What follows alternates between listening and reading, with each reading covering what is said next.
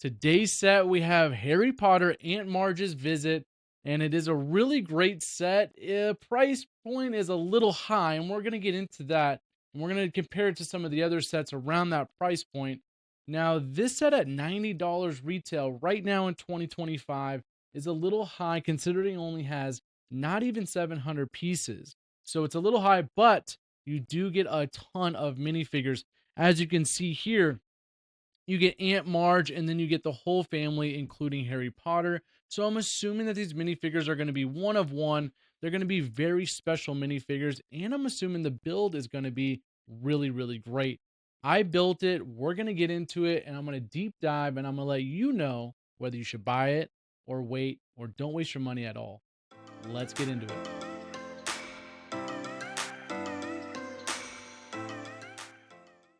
Now, during this review, we're going to go over all the minifigures, what the inside, outside, and we're going to compare it to some of the other sets. Before we do that, let's look at the 2020 model. That one had 744 pieces, 6 minifigures, and retail for $69.99. The new one has 639 pieces, 5 minifigures, and it is $89.99. The old one definitely has a little bit more versatile with the car and some extra minifigures. Let me know in the comments which one you like more. Now, I'm not going to spend too much time talking about the box art on this set because box art with Harry Potter doesn't really get the updates like some of the Star Wars ones do, where they go in seasons. Harry Potter's kind of been the same for the last, I don't know, 5 years. So there's nothing really special about the box art here. There are some cool play features and things like that, but that's pretty much it. Now, when you open the box, you're going to be in for a little bit of a surprise here. There are 6 bags, which makes total sense, but the amount of stickers in this set is kind of unreasonable. I find myself kind of getting annoying with a lot of the stickers, especially the Windows ones. I want to say there's about 8 or 9 of them. It's just a little bit too many stickers for the amount that this set is. It's a $9 set, should not have this many stickers. I'm assuming that LEGO does this because it's an 8 plus set. I'm not really sure if they decided that that's more of a play feature, but honestly, for people like me, it's a little bit annoying when you spend this much money and you have all of these stickers. Now we're going to go over all of the minifigures, and there are 6 total minifigures in this entire set. And first off, we're going to start off with Marge Dursley, and they did a good job, but they didn't do a good enough job making her look bigger or even meaner than she actually is, because in the books and movies, she is absolutely nasty. But other than that, they did a good job, and I don't think this character's ever been made before, so it's definitely a one of one. Next up, we run into Vernon Dursley, and they did a pretty good job here. This is a one of one. He has been made before in the previous 4 pivot drive, but this one, they did a pretty good job. He has 2 faces, one regular, one angry, obviously, for when his sisters gets inflated pretty big. But other than that, this is a one of one. This is not going to be a very valuable minifigure, but still cool to have. After Vernon, we have Petunia Dursley, and they did a good job. The only thing that they didn't do is they didn't really change her outfit too much. It's the same outfit that she has on the 4 pivot drive one. I wouldn't want to say same, but it's very, very similar. They did upgrade her hair and her look a little bit. Didn't make her look nearly as old as the other one. So again, it's still a really great minifigure, and I like how the back side of actually her shirt is printed on. So this is a good minifigure to have. Next up, we have Dudley Dursley, and this is a one-of-one minifigure. They have made him before, but not with the bib on and not with the belly showing on the texture of the front of his shirt. He does have 2 looks on his face. One side is a regular, and then one is a shocked face, of course. This is a really cool minifigure. It is a great one to have. Again, it's not really that special, but hey, it's still pretty cool to have. There's definitely a trend here with all of these minifigures, and that seems to be they're all one of one. This is Harry Potter. He has the jacket on with the button up on the inside. You don't really see that very often with him, so I absolutely love what they did with this one. He also has a 2-sided face to himself. Unfortunately, these minifigures aren't going to be worth too much, but the fact that they are one of one definitely says a lot. I'm glad that LEGO put in the time and effort to these minifigures and gave them the respect that they deserve. I wish this minifigure was a dual printed, one for the leg and one for the torso, just to make it a little bit extra special, but unfortunately, none of these minifigures have that. And last but not least, we have inflated Aunt Marge, and that's the only reason why I can see the price point of this set being so expensive is because this minifigure right here, it does come in a couple pieces. It is technically classified as a minifigure. I found that a little odd because on the bottom side, she definitely doesn't go into any peg holes or anything like that, but it is still a really cool minifigure. You'll never see this one made again, that is for sure. This is the only set you're going to be able to find this one in, so I love it. And a matter of fact, I pretty much only bought this set because of this minifigure, and LEGO's probably betting on the same thing that you do. Now that is all the minifigures. Let me know in the comments how you think that LEGO did. I think they did a really good job. Again, I think that they're all very special, and I think that's why the price is a little bit high. Now it also comes with Ripper the dog. He's a little feature in it, kind of a bulldog. I've never seen a bulldog in a Lego set yet.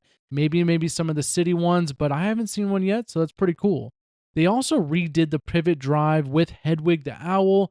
I thought that was also another cool feature. I know Lego and Harry Potter like to do those little add-ons. Do I think it was necessary? Of course not. Do I think that they added it to add a little bit of piece count to it? Of course I do, to get it over that 600 piece count.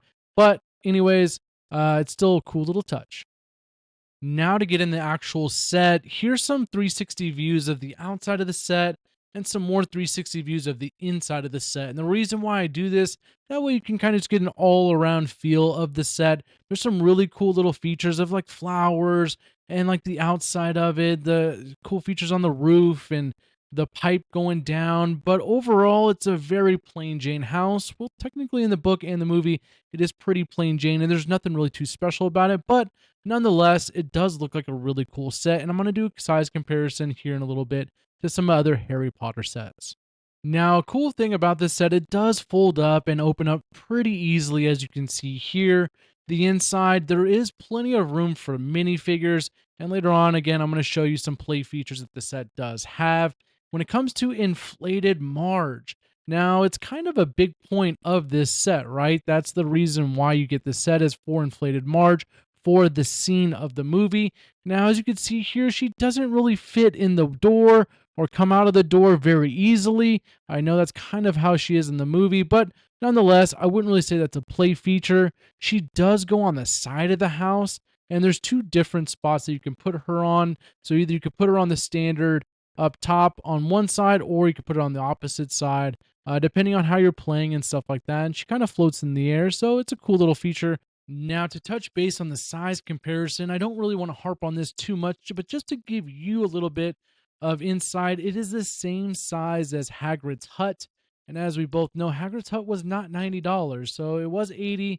But anyways, the size is about Hagrid's hut size, not really too big, and you can pretty much fit it on any shelf. Now, getting into some of the details of some of the bedrooms, there's not a lot to talk about, but there is some really cool features to talk about. Now, in Dudley's room, it kind of has the most features, I would say. Candy, video games, computer games, a boxing poster, which if you've read the books, you know he is into boxing, and he's actually quite good about it. When it comes to Harry's room, they definitely did him kind of dirty. I don't know why they added a bathroom in there. I guess for a play feature, but they didn't add like Hedwig's cage. They didn't add like the picture of his mother and father and him that Hagrid gave him at the end of the first movie. So stuff like that I really wish they would have added to Harry's room, and they just didn't really deliver on any of the details of this house other than in Dudley's room. So the inside of the home alone is very, very disappointing. Now, there are two main play features of this set, and the first one's kind of interesting that the dining room table would be featured to come out of this set, where Marge and Mr. Dursley can go out there and have dinner. I just don't understand why that's a play feature, but it is there. You can take it out, as you can see here, and you can play with the minifigures, and they can have dinner outside. Now, the other play feature of this set doesn't really make any sense when it pertains to this movie or Aunt Marge's visit, because it has to do with the Chamber of Secrets. Now, in the Chamber of Secrets, as you know, the Ron and his brothers, Fred and George, they break Harry out because Vernon puts a gate up on Harry's window, and so he's not getting any mail, so on and so forth. Well, anyways, in this set, the window actually comes out as a play feature. If you have the car, You can obviously have the car chained up to the window, and it is a cool little feature. It just doesn't really make sense that they would add that into this set when I think that they could have added other features to this set to make it a little bit better. So other than that, it is a cool play feature, but it still doesn't make sense at the end of the day. Now, after all that, you can make your own decision on whether you like the price, the minifigures, the build, and if everything was worth it to you to buy it. I'm going to let you know right now is I do not think that this set is worth buying at this exact moment. Usually I'm very, very bullish on Harry Potter sets. I usually get every single one that comes out, and I have some more reviews coming out. This one I'm kind of disappointed in only because of the price range. It really should have been at about $70, if anything, maybe 75, but $90 for 14 cents per piece. And this is what you get. I'm just a little disappointed in this. But again, you be the judge whether you bought it or not. Let me know in the comments whether you like this review or not. More reviews are coming out this month, and I'll see everybody on the next one.